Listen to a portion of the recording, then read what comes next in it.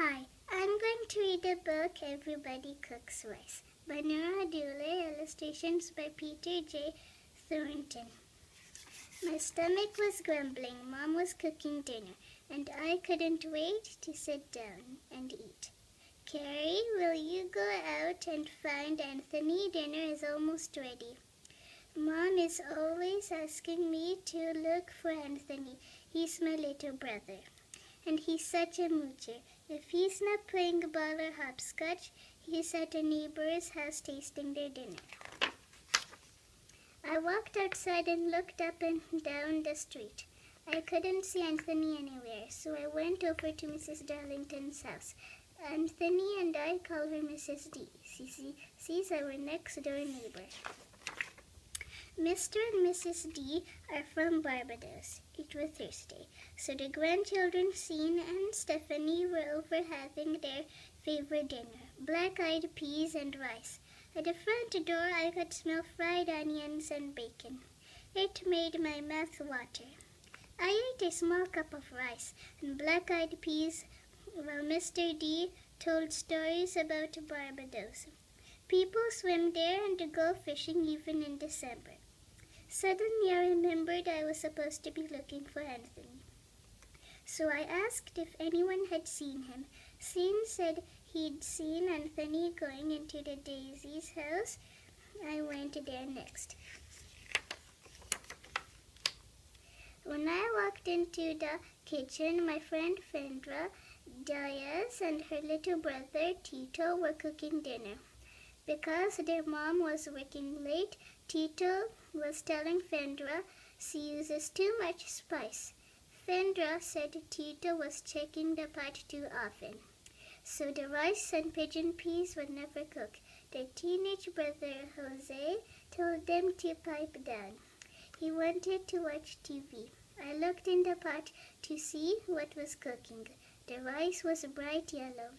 Fendra told me that her grandmother in Puerto Rico had taught her how to cook with turmeric. Turmeric makes rice yellow. Tito gave me a taste from the cooking spoon. Boy, was it delicious. Then I asked if anyone had seen Anthony.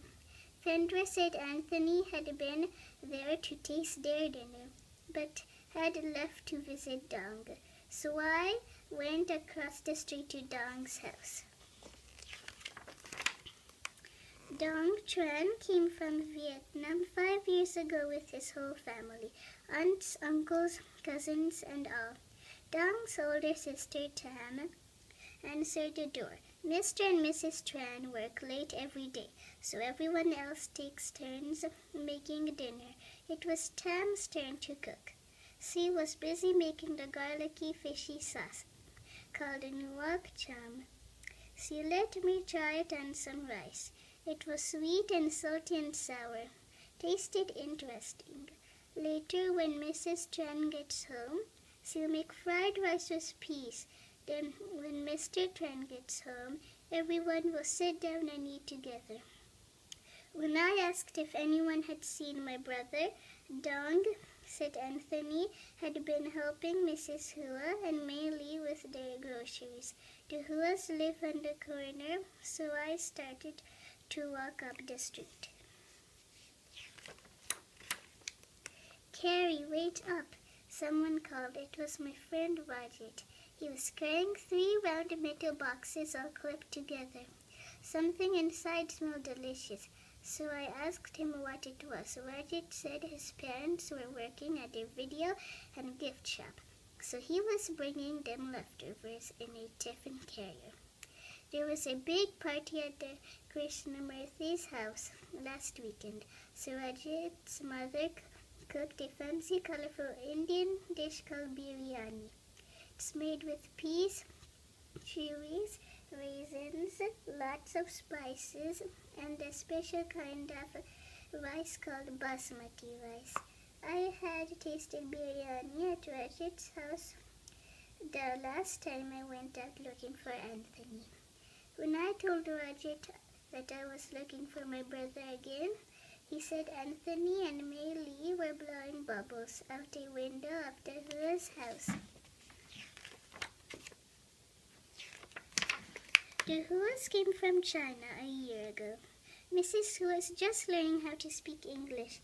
We smiled at each other a lot. Mrs. Hu was steaming white rice for her family and a boarder who lives in the back room.